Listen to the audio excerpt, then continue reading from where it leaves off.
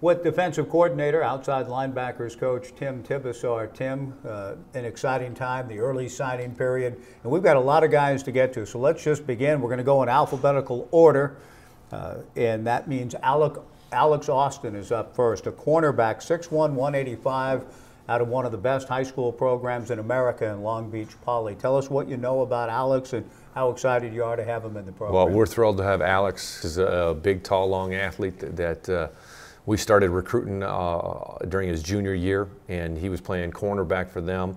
And then we were able to get him and his family up here this summer, and he just fell in love with Oregon State and felt it was the right fit for him.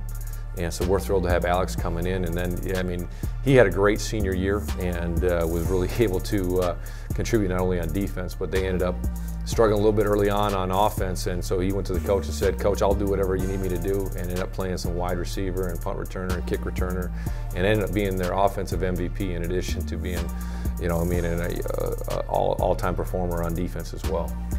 He said he loved how green it was here. Could you tell in the recruiting process there must be times when you know, hey, this is I mean, this fits. This has a good feel to it, because Alex seemed to fall in love immediately with the place. Right. Well, you know, summertime in Corvallis is a great time to be here, and so you know, him and his mom came up, and they were able to get around our staff and around our players, and get a chance to see the entire city and obviously campus and all the support things that we have here from an academic standpoint, and that really resonated. You know, academics was very important to Alex as well, and so you know, he just thought it was exactly the right fit and what he was looking for. Friends with Isaiah Smalls and Jeffrey Manning Jr. as well, so already some comfort level here. And again, just kind of closing with some thought about his athletic ability. All the football stuff you talked about, a sprinter, 100 meters, 200 meters, and excited to kind of keep that rolling as he wraps up his high school days. Yeah, I just visited with him last week, and he was out on the track getting ready to go for the track season and working on that, getting in shape for the upcoming track season. And so he, you know, he's a heck of an athlete, and we're thrilled to have him. Alex Austin. Now, Jojo Forest, a cornerback, traveled a little bit in high school, but ended up at a great program, his third, but at Mission Viejo. But that in itself, where he comes under the tutelage of his coach there, and Chad Johnson. Chad said that of all his years in coaching, he may be as hard a worker as he's ever had. I know as a coach you love to hear that, and you've seen that in him. Yeah, absolutely. Well, he comes from a military family. His dad's in the Navy, and so you can understand where that kind of work ethic and that kind of blue-collar mentality about him fits in. And you know, Jojo's another tremendous athlete who was a two-way player for Mission Viejo and played corner for them, and then also was you know, wide receiver and punt returner and kick returner as well for them. And they'd even put him in the backfield, hand him the ball off once in a while, or throw him a screen, or motion him out of the backfield and throw him the football. And so all of those things were great, showed his athletic ability, and we're thrilled to have Jojo coming. Coach Johnson said he played a lot of man to the boundary and would get the other teams' best receivers, and does the film show that he was capable of holding up to that? Yeah, I mean, you know, Mission Viejo plays some of the best schools in California, and so they were able to put Jojo on their best receiver and then kind of tilt the coverage the other way, and he was able to hold up there. Excellent. Jojo Forest, 5'11", 165, and coming in, as Coach Tibbs said, with a lot of tremendous skills. Now, in your position group, your thoughts about Ryan Franke, listed at 6'3", 220, an outside linebacker. Yeah, so Ryan is at a great program at Oaks Christian High School, and he actually played a bunch of defensive tackle, way undersized. That's how we first got to know him, watching his junior year film, where you got a guy who's about 205 pounds as a junior, playing defensive tackle and making a ton of plays and playing with a bunch of grit. And you know, he's a tough kid when he's playing inside like that, and he's getting double teamed and those types of things, and he's still coming off and making plays. And then getting a chance to see him and meet him in person. You know, he's got an older brother that played in our league, who's a defensive lineman at Colorado, very good player, and getting to know him and just seeing his frame, you know, 6'3", and you know, maybe hair over that, and his long arms and everything like that. He's a great projection for us at outside linebacker. And then this senior year, finally, they let him move out to the edge once in a while, and he did a great job playing both defensive tackle and defensive end for them. But he's going to be an outside linebacker for us, and he's going to be a good one. I like the spirit that he brings too, and even in absorbing. Yeah, I don't know how much. I think there is import in in how a school will position itself. And he said, I want to be part of the best college town in the Pac-12. He wants to be part of rebuilding the dam. So these messages about what Oregon State's all about have resonated with him. Yeah, absolutely. We've gone out to all of these recruits and these players, and we told them they got a chance to be a part of a rebuilding process and be a difference maker where they can come in and help this thing get turned around and headed in the right direction. And the guys that's resonated with have decided to join us. Well, we're really excited about Ryan Franke. And now a young man that we're already somewhat familiar with in Addison Gumbs. And Addison has already enrolled at Oregon State, already doing work in the classroom, still rehabbing from an injury, but I know your excitement level for Addison is very high. Oh, extremely. Addison's an outside linebacker for us. He's a transfer from Oklahoma.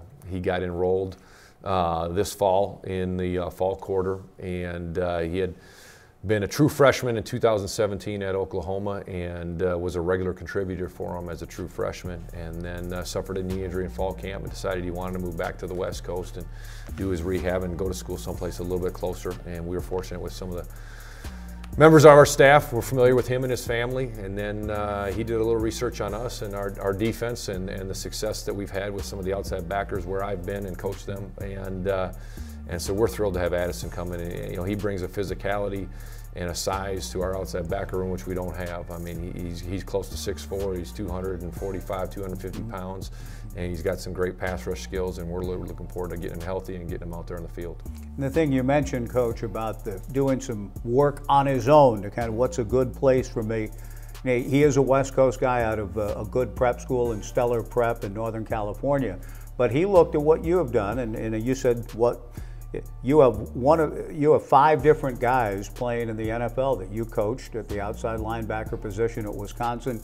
T.J. Watt in particular, who's playing very well for the Pittsburgh Steelers. But it looks as though Addison must be a student of the game, because he was looking for a place where he could be coached by you and be one of those guys to make the jump himself. Yeah, he had done a little bit of research, and he knew about all the guys that I had coached at Wisconsin.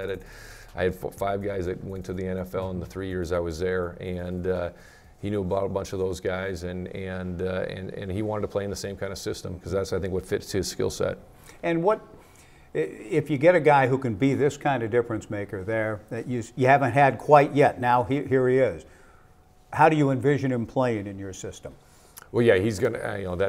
He's got the kind of frame and everything like that, and the size where he's too big and physical to get blocked by tight ends and running backs, and yet he's still got the speed and the quickness that he makes it a tough matchup for the offensive lineman to block. And so he's going to be a real difference maker for us, and like I said, we're just really looking forward to getting him healthy and getting him out there on the field. How much do you enjoy watching your guys that you help coach? T.J. Watt, for example, sacking Tom Brady, and just how much pride do you take, how thrilling is it to see what these young men go on to do at that level?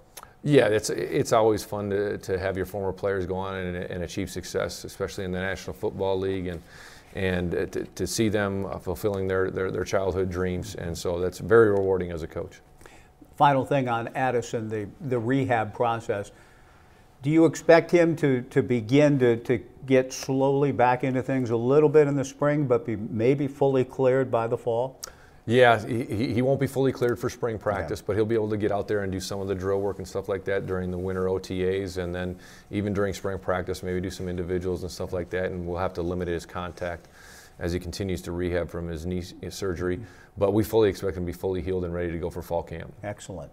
Now, a recruiting area that I haven't seen come across our plate that often, our next young man is Winston Russell, a cornerback, 5'9", 165, out of Chicago.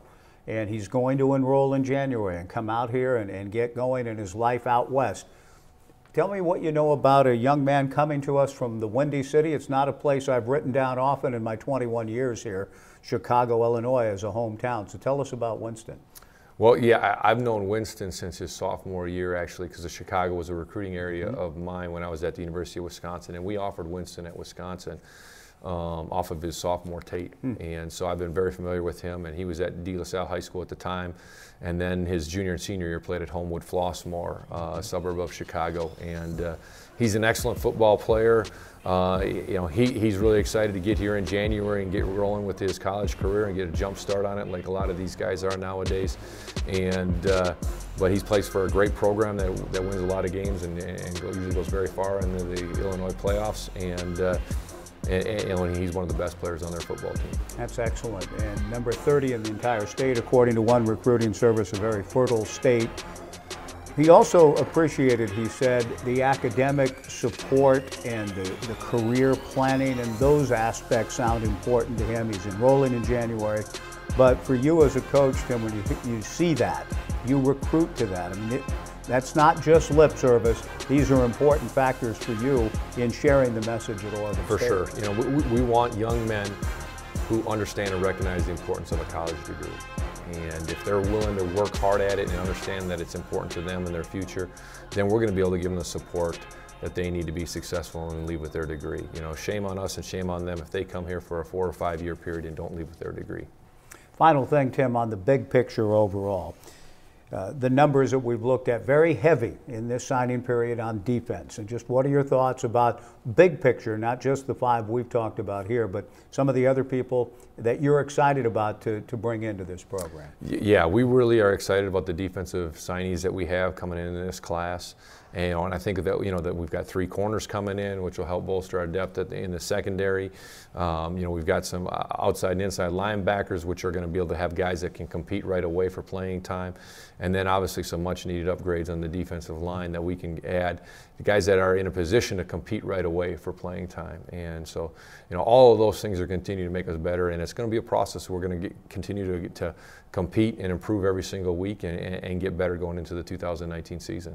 Appreciate it, Tim. Thanks for the time. Thank you. Coach Tim Tibesar.